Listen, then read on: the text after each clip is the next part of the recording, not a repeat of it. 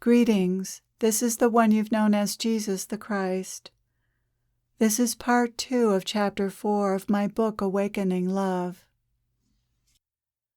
So, what is so blessed about giving? What does "it is more blessed to give than to receive" mean?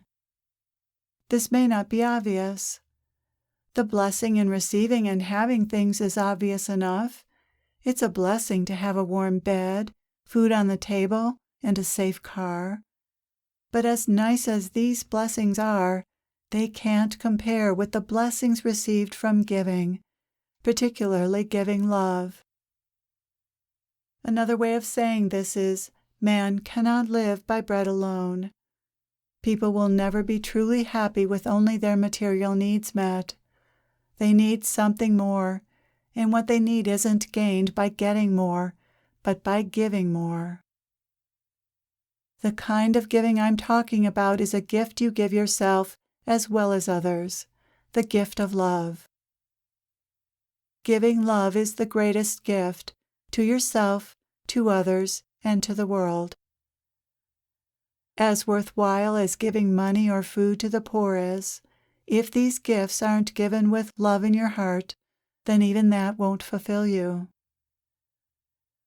By giving love, I mean giving all the things I described earlier as being part of love: attention, care, respect, compassion, gentleness, kindness, curiosity, forgiveness, and acceptance. Giving others these things aligns you with the love of your divine being and puts you in the most joyful and blessed place you can be within yourself. It puts you in contact with your divine self, with God, with goodness. True happiness lies there. True peace lies there, and wisdom. When you give others these things, attention, care, respect, compassion, gentleness, kindness, curiosity, forgiveness, and acceptance, you return home to love. The rewards of giving love are like striking it rich, because you feel rich, full, and complete within yourself.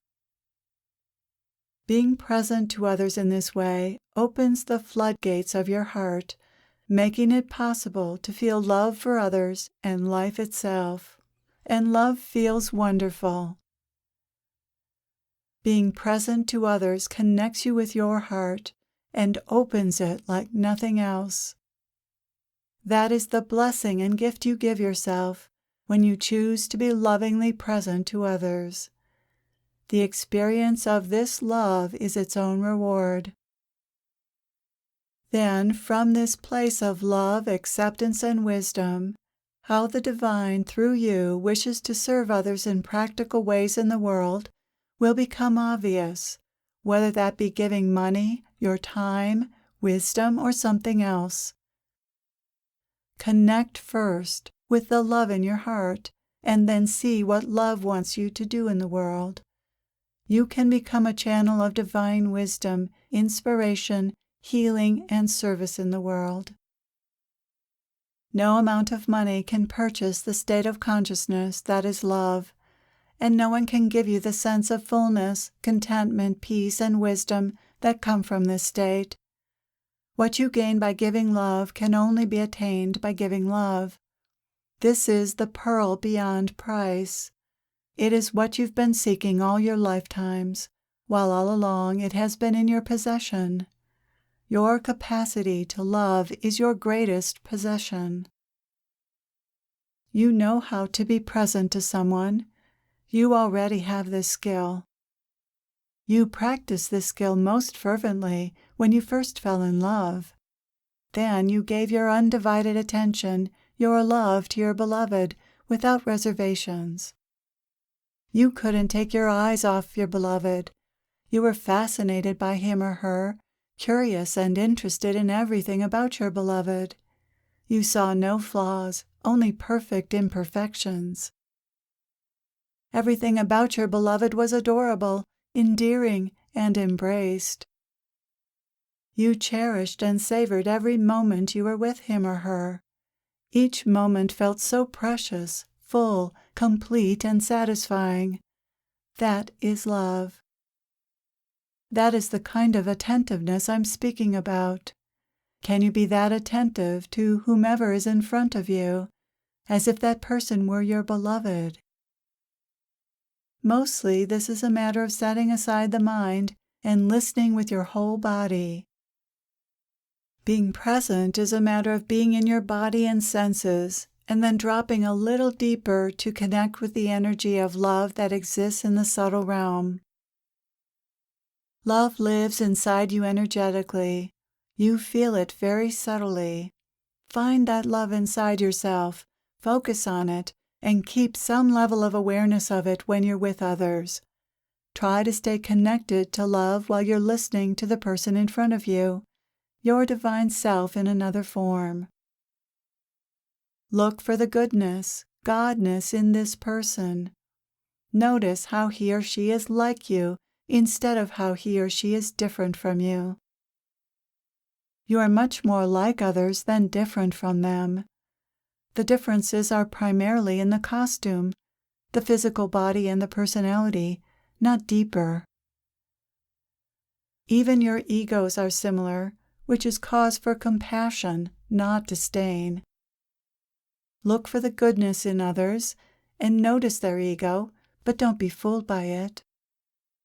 Their ego is no more who they are than your ego is who you are.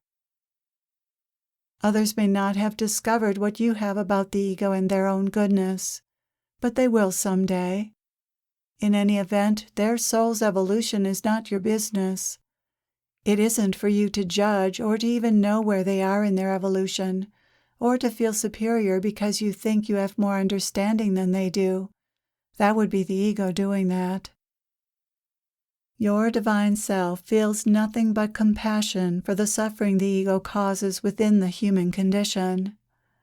Perhaps it is for you to relieve some of this suffering, perhaps not. You will only know the answer to this by dropping into the subtle realm where love resides and discovering how to move and speak from there. That is where you receive your marching orders from the divine. The ego will try to get you to march to its drummer, but you must resist that automatic tendency to comply to its wishes.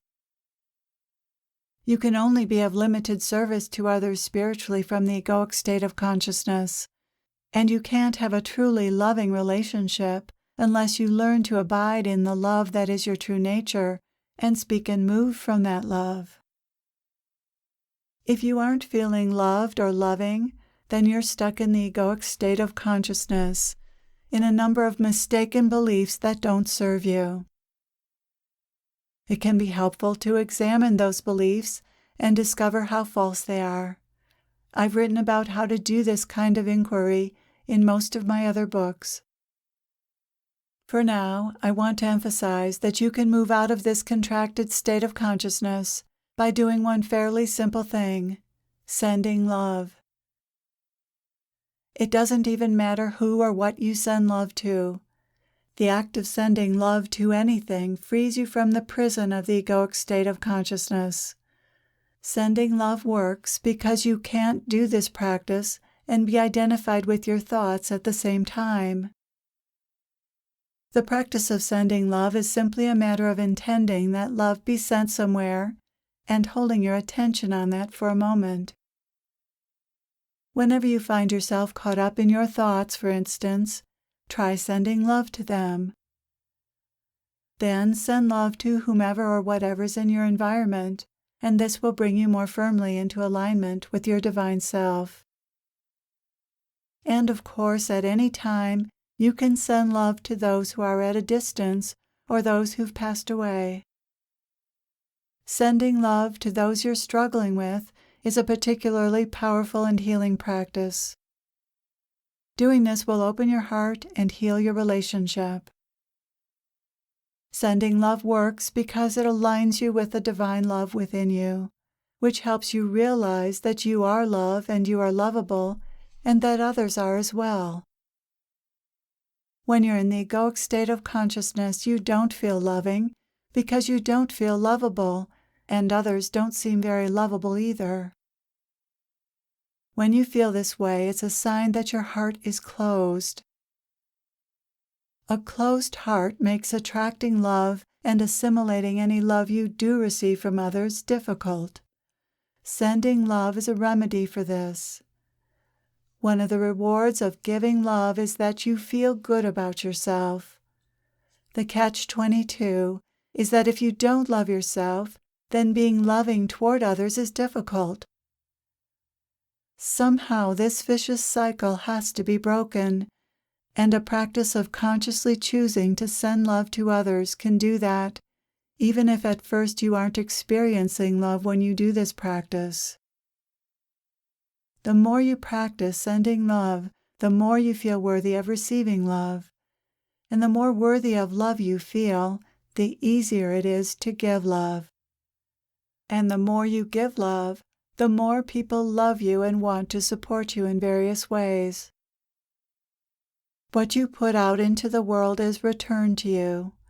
If you put love out into the world, you'll receive love and so much more back. Seek first the kingdom of God, and all else will be added to you. Give love, and all else will be given to you. What people discover when they give love is that it isn't receiving love and the other benefits that love draws to them that makes them happy, as much as the act of giving love. This is an amazing discovery. Giving is where the juice, the joy is. Giving is what feels good. What a surprise!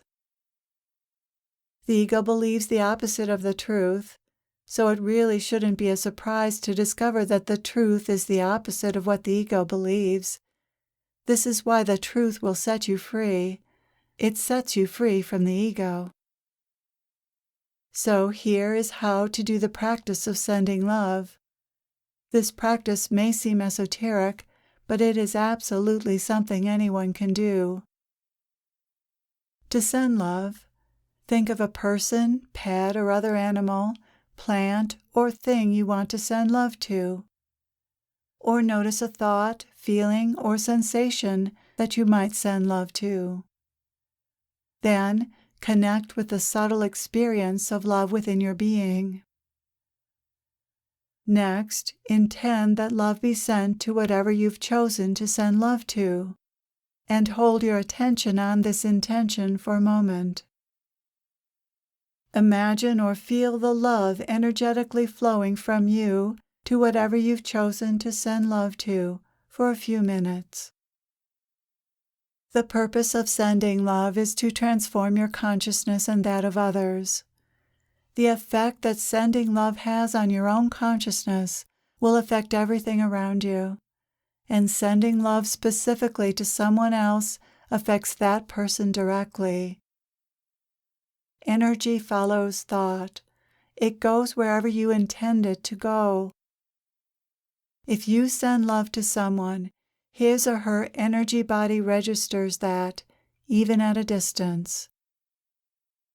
Human beings are made of energy, and you are affected by each other's energy in beneficial and not so beneficial ways, whether you're conscious of that or not. Most people aren't sending a high vibration of energy to others, love, but something more like the energy of lack, fear, or anger. Fortunately, the energy of love can be consciously directed to others by you for the good of all, if you intend that. Buddhists have a wonderful practice of sending love to others by reciting, "May all beings be happy," and variations of this. Wishing others well is a powerful prayer. Doing this aligns you with your divine self and with love and uplifts others.